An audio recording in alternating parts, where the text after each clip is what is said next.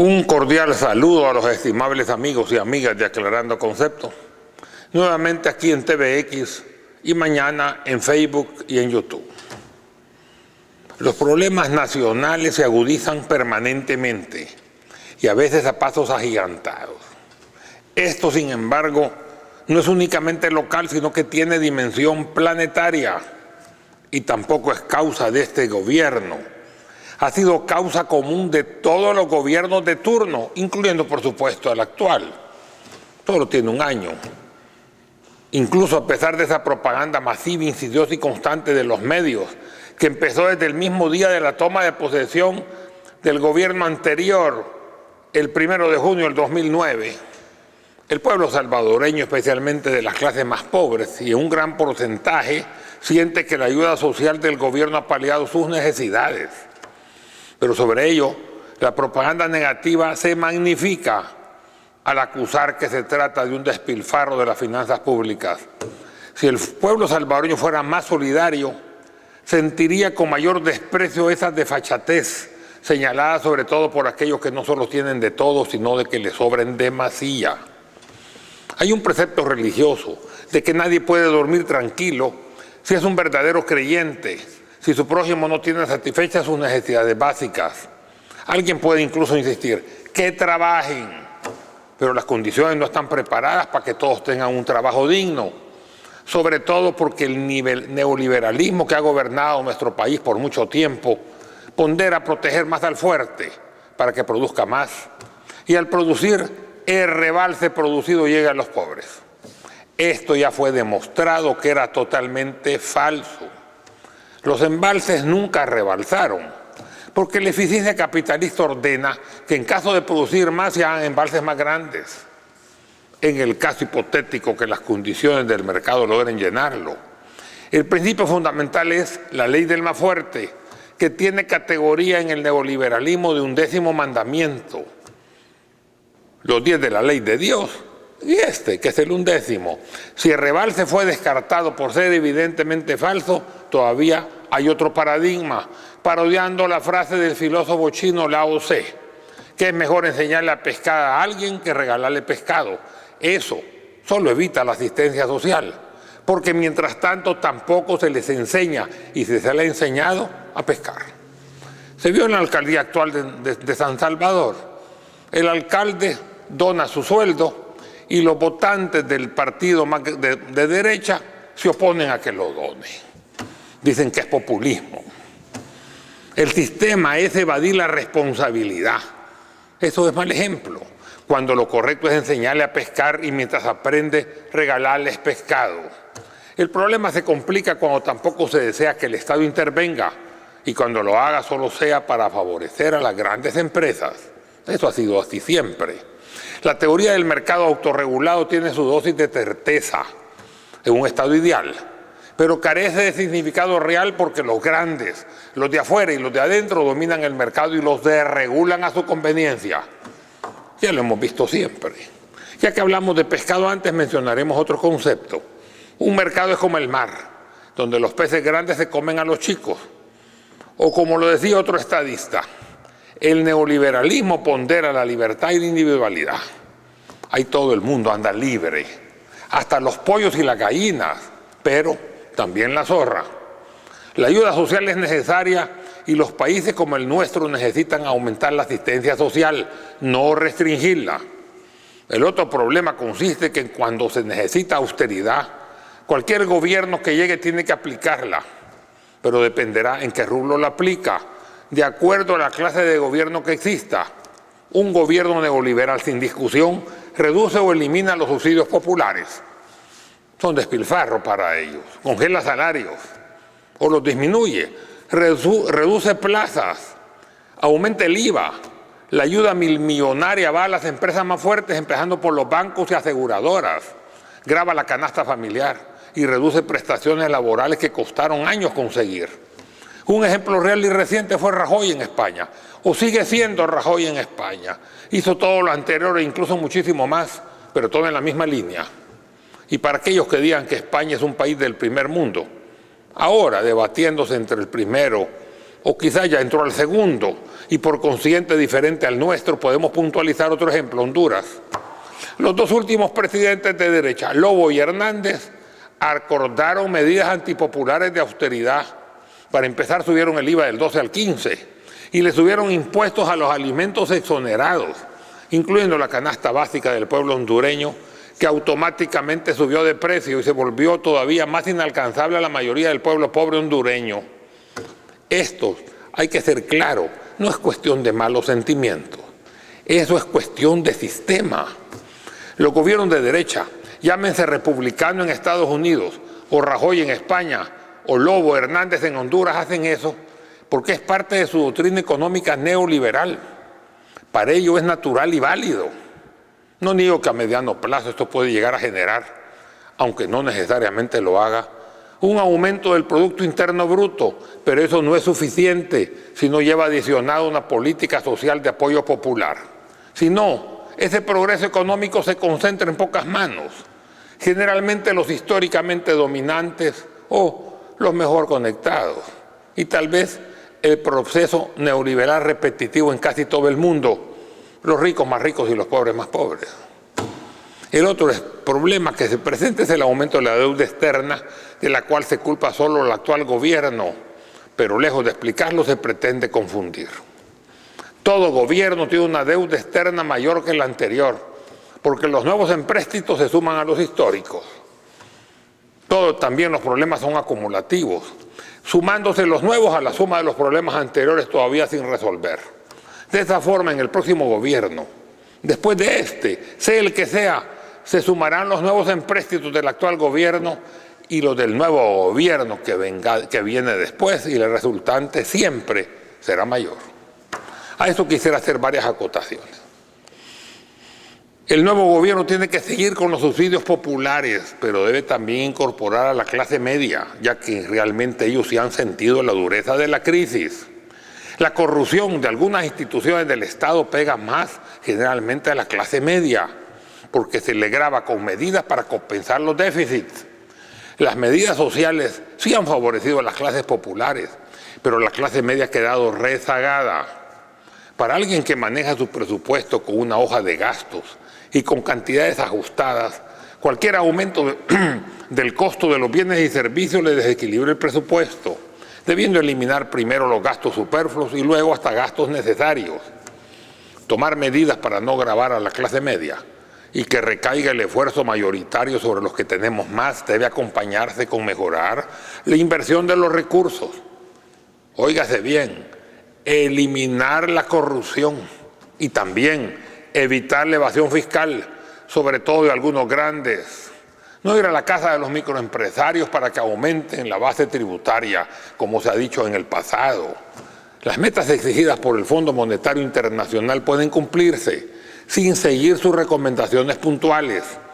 Lamentablemente, muchos profesionales en el mundo siguen al pie de la letra las recetas internacionales sin percatarse que estas no son nunca realizadas dentro de las condiciones específicas de nuestro país, que incluso para hacerlas ni siquiera toman en cuenta nuestra existencia. Para esto no se necesita conocimientos teóricos, ni títulos universitarios, sino que una gran dosis de agudeza política.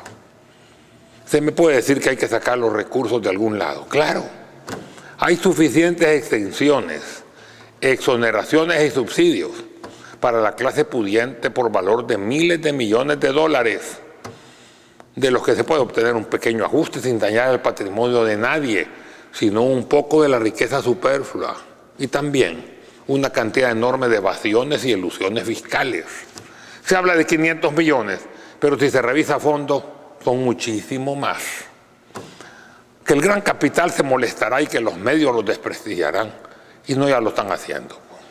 Y lo seguirán haciendo aunque el gobierno les duplique los subsidios a los grandes. La crítica destructiva y exagerada de los grupos de poder contra el actual gobierno no es fundamentalmente económica, sino que política.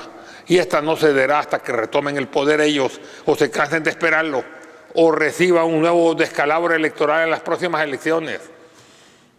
Si retomaran el poder, seguirán criticando, cuenten con ello, y lo harán con mayor fuerza. Y esta vez con presión política, y en esa ocasión ocupando la venganza política, incluyendo en ello actos históricos pendientes de pasar la factura. Así que no hay que actuar de acuerdo a la verdad, no hay que actuar de acuerdo a las presiones, sino que a la verdad y a los principios, sin preocuparse quién se enoje por ello. Y lo vuelvo a repetir, aunque se enojen conmigo, los que tenemos más debemos de pagar más. Y esto no lo dijo Chávez, ni Castro, ni Ortega, ni el Frente, lo dijo Warren Buffett, uno de los hombres más ricos del planeta, con una propaganda vilmente dirigida por los medios. Los tanques de pensamiento y un porcentaje de la sociedad civil consecuente con ellos, es fácil echarle la culpa al gobierno de turno de todos los males acumulados en el pasado, sumándole a sus errores todas las culpas anteriores. Eso pasó en España. La izquierda perdió y la derecha retomó el poder. Sin embargo, a los pocos meses se vio la realidad. El recorte de más de 167 subsidios populares y contando. España quiere normalizar su deuda a expensas del pueblo trabajador. Y no solo manteniendo los subsidios a los grandes, sino que incrementándolos, incluyendo rescate 1.000 millonarios de los bancos. La subida del IVA fue también inmediata. Eso les pasa a los pueblos por no tener memoria histórica. Por eso las recientes elecciones en España, el Partido Popular de derecha en el gobierno salió mal, muy mal. Pero también eso le puede pasar a los gobiernos de izquierda si se encuentran gobernando, como es el caso actual de nuestro país. Aún teniendo el poder, y esto va para el actual gobierno, se debe gobernar bien de cara al pueblo y con absoluta transparencia. El pueblo siempre tarda, pero siempre se las cobra. Los problemas que padecen las naciones se desarrollan en parte por importación de los mismos. Crisis del dólar, crisis del euro, encarecimiento de las materias primas, escasez y altos precios de los alimentos, cambio climático, etcétera. Y además, si se suman los problemas heredados producidos por gobiernos anteriores, en nuestro caso, dolarización, privatización de las pensiones, dejando al gobierno sin ingresos y con la mayoría de gastos, y a las administradoras de pensiones con pocos gastos y con la mayor parte de ingresos. A la par de la desaparición de los fondos históricos del sistema estatal anterior, que estaban guardados en el ISS y que desaparecieron durante la nefasta administración de Romeo Majano Araujo en el gobierno de Cristiani. Lo digo varias veces y nadie lo retoma. Privatización onerosa de los recursos del Estado, entrega de monopolios a privados, subsidio a las grandes empresas monopólicas para suavizar el precio de los servicios, tasado por ellos, privatización bancaria y manejo de los bancos con exoneración fiscal, entrega del señoriaje, o sea, liberar la importación de petróleo y dejarle las ganancias a las petroleras, malas negociaciones internacionales, pago oneroso del café a los caficultores a $2.50, $2.50 o $2.50 de colón por dólar, mientras los beneficiadores de exportadores lo vendían entre 4, 10 y 8. Esto último también durante el gobierno de Cristiani, que dañó a los caficultores, a sus más firmes seguidores. Como bien se dice, la cuña para que apriete tiene que ser del mismo palo. Sigamos, abandono del agro en el pasado, disminución de aranceles sin beneficio popular, etcétera, etcétera, etcétera. Pero se agravan si no se sobrellevan con eficiencia por las políticas locales o por los políticos de turno. Ya lo he dicho varias veces, somos un país pequeño, endeudado, deforestado y totalmente emproblemado. Necesitamos negociar y ser amigos de los Estados Unidos. Claro, ¿por qué no? Aunque debemos tener la suficiente entereza de no ser serviles y tener relaciones amistosas con todos los países del mundo. El socialismo busca controlar los medios de producción por el Estado. Para eso requiere nacionalizar las empresas privadas, al menos las estratégicas. El socialismo del siglo XX las expropiaba y no pagaba. El del siglo XXI las paga a valor contable. El Salvador no puede nacionalizar ninguna empresa. ¿Con qué dinero? No se puede aplicar el socialismo del siglo XXI en El Salvador. Este socialismo del siglo XXI es de Venezuela y es solo de Venezuela. El Salvador necesita potencializar a la empresa privada, sea el gobierno que sea, pero cierto grado de intervención estatal se necesita para que se eviten los abusos, las tarifas onerosas y la evasión fiscal. Con fuerza, no solamente teoría, y nadie pretende nacionalizar las empresas. No se puede aunque se quiera, pero tampoco debe dejárseles totalmente libres a las empresas porque abusan. Eso tampoco se puede, aunque quieran. Muchos están buscando la quiebra del gobierno para luego tomarlo aunque sea en pedazos. A ellos no les importa que el pueblo sufra. No debemos permitirlo. ¿Que hay errores en el actual gobierno? Claro que los hay. Tenemos que señalarlos con crítica constructiva presentando soluciones. Hemos dicho que se necesita buscar la autosuficiencia alimentaria y este gobierno con la ayuda de todos debe lograrla. La empresa cupular de la cúpula tiene miedo y envidia. Miedo a que lo superen y envidia a que otro lo haga. Me extraña, se oponen cuando siempre han sido los adalides de la libre competencia. Debemos tratar con sutileza de no ser totalmente sumisos a los dictados internacionales. Debemos fomentar la originalidad y la autoestima y aprender a negociar con los grandes, tutear a los medianos y pequeños, llámense países, organismos internacionales o transnacionales o incluso el gran capital local. La crítica destructiva aparenta así ser un artificio mediático con el objeto de retomar el poder. Gracias a Paco Flores, el tristemente célebre Paquito Flores, no tenemos moneda. Dolarizamos nuestra economía aunque se ofreció el bimonetarismo. Y así nosotros estamos siguiendo los vaivenes y enormes problemas de los Estados Unidos que lo soluciona imprimiendo su propia moneda y jugando con su propia política monetaria y que nosotros no tenemos. Y debemos de seguir como vagón destartalado al final de la locomotora, siguiéndola a donde ella quiere ir y en la forma que ella quiere seguir. Seguimos enfrascados señalando y discutiendo la defensa de la democracia y no nos damos cuenta de los problemas que se avecinan. Óigase bien, esto es una premonición, porque los profetas se acabaron. Ni los consideramos, ni mucho menos nos preparamos previamente para soportar el impacto. No prevenimos nunca y por lo tanto siempre tenemos que lamentar. Solo hablamos de unos contra otros y de los otros contra otros y solo actuamos o intentamos actuar hasta que el problema convertido en tragedia lo tenemos encima. Óigase bien, el problema se agudizará enormemente en los años subsiguientes, mucho más, si la forma tradicional de pensar y actuar regresa aplicándose a la hora de gobernar y la táctica política se vuelva política de Estado. Si esto ha sido así permanentemente, no podrá serlo en el futuro, o al menos no debería hacerlo porque nuestro país ya no tendrá ningún margen de maniobra. Debemos empezar por detener la corrupción exagerada del pasado, pero estamos hablando de la corrupción del presente que podemos detener. La otra es historia que debemos de no combatir, sino que castigar. Pero la actual podemos detenerla o al menos disminuirla. El señor presidente, profesor Salvador Sánchez Serén, tiene la palabra. A él le toca una gran responsabilidad. Dejar intacto a su actual gabinete o mejorarlo, depende de él. Mejorándolo, quitando a los ineficientes y corruptos. El tiempo lo dirá. Muchas gracias.